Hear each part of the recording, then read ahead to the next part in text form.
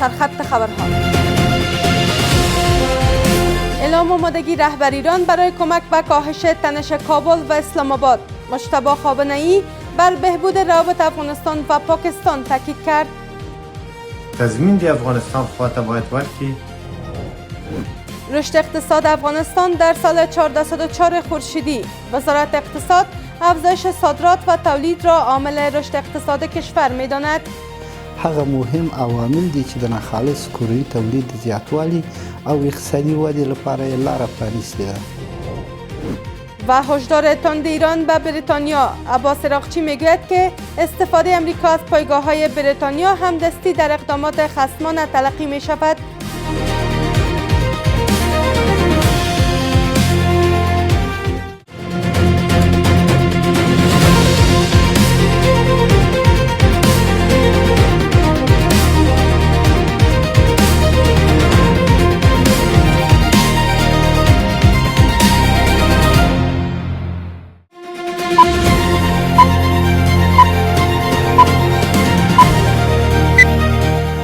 سلام، وقت شما بخیر. به مجموعه خبر این ساعت از میز خبر آفاق با من عایشه نیازی خوش آمدید. امروز شنبه اول حمل 1405 هجری خورشیدی است که برابر می شود با 21 مارس 2026 میلادی.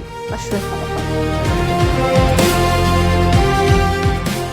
پس از اعلام آمادگی کشورها به میانجیگری میان کابل و اسلام آباد، مجتبی خامنه‌ای رهبر جدید ایران بر بهبود روابط میان افغانستان و پاکستان تاکید کرد.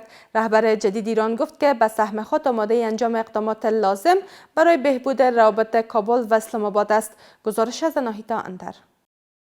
در پی افزایش واکنش‌ها و اعلام آمادگی شمار از کشورهای منطقه برای کاهش تنش میان افغانستان و پاکستان، مجتبی خامنه‌ای رهبر ایران نیز بر ضرورت بهبود روابط میان کابل و اسلام آباد تاکید کرده است. او در پیام با اشاره به اهمیت همبستگی در جهان اسلام خاطر نشان کرده است که افغانستان و پاکستان به عنوان دو کشور برادر باید برای جلوگیری از ایجاد تفرقه در میان مسلمانان مسیر همکاری، تفاهم و تعامل سازنده را در پیش گیرند. بر اساس گزارش برخی رسانه‌های ایرانی وی همچنان افزوده است که به سهم خود آماده است اقدامات لازم برای تقویت روابط میان دو کشور را انجام دهد. دا چې اوس د ایران جمهور رئیس ویلي دي د پاکستان ایران ترمنځ د جګړې په هکله دا جنایت په خپل امریکا کړی دی چې پاکستان ته دا دستور ورکړی دی چې پر افغانستان باندې بریدونه وکړي ترڅو افغانستان په دې حالت کې مصروف شي، ونه کولی شي افغانستان د ایران سره مرستې وکړي. د امریکا او اسرائیل ماتې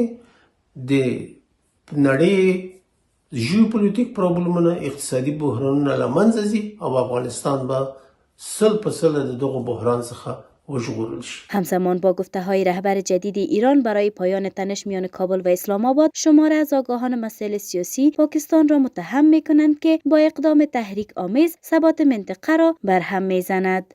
هر کله د پاکستان پوځ او استخبارات د افغانستان په اکل خپله پالیسی بدله کی، استراتیژی بدله کی، لاسوهنه د افغانستان په امور کې ونه کی، تضمین د افغانستان خواته باید ورکی، تر هغه پس ردینه دوی د افغانستان په امور کې مداخله نه کوي. دغه اساسیت هند متوجه دي، چین، روسیا، د منځنۍ اسیا هیوادونه هغه لوی پروژې چې باید دلته پلي شي، هغه عملي شي. د هغې دپاره د افغانستان امنیت او د پاکستان امنیت ډیر زیات ضرور دی تر څو چې دغه لوی اقتصادي پروژې، د انرژۍ پروژې، د ترانزیت او د تجارت پروژې دا پلي شي، عملي شي او سیمه کې ثبات رامنځته شي، اقتصادي پرمختګ رامنځته شي.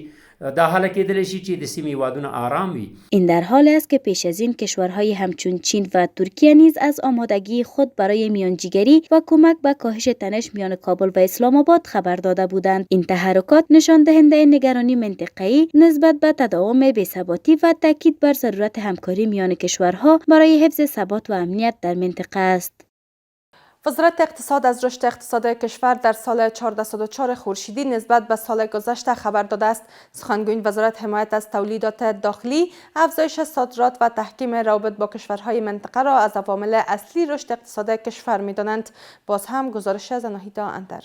عبدالرحمن حبیب سخنگوی وزارت اقتصاد از رشد اقتصادی کشور در سال 1404 خورشیدی نسبت به سال گذشته خبر داده است. آقای حبیب به خبرگزاری آفاق گفته که حمایت از تولیدات داخلی، تمرکز بر سکتورهای تولیدی و اشتغالزایی، حمایت از سکتور خصوصی، افزایش صادرات و تحکیم روابط با کشورهای منطقه از جمله عوامل اصلی افزایش تولیدات ناخالص و رشد بخش اقتصادی کشور است. د کورني تولیداتو څخه ملاتړ او ګټه اخیستنه په تولیدي او اشتغالزي سکتورونو باندې پانګونه او تمرکز، د یو شمېر اماراتي شرکتونو بیا فعالېدل، د خصوصي سکتور څخه ملاتړ او د لازمو اسانتیاو برابرول، د صادراتو وده او د سیمې هیوادونو سره د اقتصادي او سوداګریزو همکاریو پراختیا او په بیلابیلو سکتورونو کې د پراختیايي او زیربنایي پروژو د چارو پیلېدل او ورته نور موضوعات هغه مهم عوامل دي چې د ناخالص کورني تولید د زیاتوالي او اقتصادي ودې لپاره یې لاره پرانیستې ده.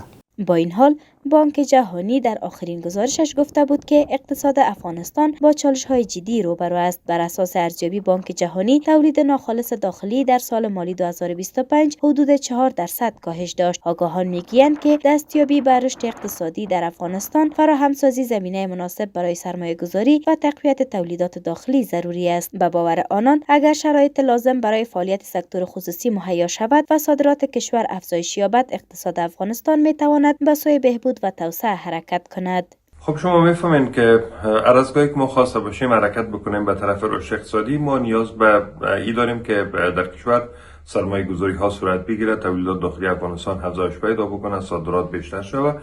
اینا جمله عوامل اساسی رشد اقتصادی مملکت می باشه. اقتصادي ثبات لپاره ګامونه پورته نشي، دغه اوسنی پرمختګ نشي کولای چې د افغانستان راتلونکی تضمین کړي. د لپاره مهمه ده چې په ټولو هغه سکتورونو کې د زراعت سکتور دی، که د صنعت سکتور دی، او که ترڅنګ معادن او یا هم خدماتي سکتور دی، په دوی کې نوې پانګونه وشي او له دې پانګونې په مټ باندې د نوو ګمارونو او کارونو لپاره فرصتونه آماده شي. این در حال است که در گزارش سازمان ملل متحد آمده است که افغانستان همچنان با بحران انسانی گسترده روبرو است و تنها در سال 2026 حدود 21 میلیون نفر به کمک‌های بشردوستانه نیاز دارند و برای رسیدگی به این وضعیت 1.7 میلیارد دلار کمک مالی لازم است. بر اساس گزارش سازمان ملل همکنون 17.4 میلیون نفر در کشور با ناامنی شدید غذایی مواجه‌اند. تیم ملی بزکشی افغانستان جایگاه سوم رقابت‌های جهانی بزکشی را به دست آورد. در دیدار رده‌بندی این رقابت‌ها چاپاندازان کشور توانستند با نتیجه 6-0 تیم روسیه را شکست دهند و در میان 9 کشور شرکت کننده به مقام سوم دست یابند. تیم ملی بزکشی افغانستان پیش از این در مرحله گروهی تیم‌های مجارستان، مغولستان و روسیه را شکست داده بود. و در خارج از کشور، عباس راغچی وزیر خارجه ایران در تماس تلفنی با همتای بریتانیایی خود هشدار داد استفاده امریکا از پایگاه‌های بریتانیا علیه ایران به عنوان همدستی در اقدام خصمانه تلقی خواهد شد. راغچی تاکید کرد که هر گونه حمایت از امریکا و اسرائیل در حمله به ایران به تشدید بحران در خاورمیانه منجر خواهد شد. دونالد ترامپ رئیس جمهور امریکا با بزدل خطاب کردن متحدان امریکا در تروس سوشال نوشت که فراموش نخواهد کرد که متحدان در ناتو از پشتیبانی در جنگ ایران خودداری کردند. او بار دیگر تاکید کرد که اجازه نخواهد داد ایران به سلاح هسته‌ای دست یابد. سپاسگزاری میکنم از همراهی شما. تا این دم به همین ترتیب رسیدیم به پایان مجموعه خبری این ساعت از میز خبر آفاق. تا دیدار بعد.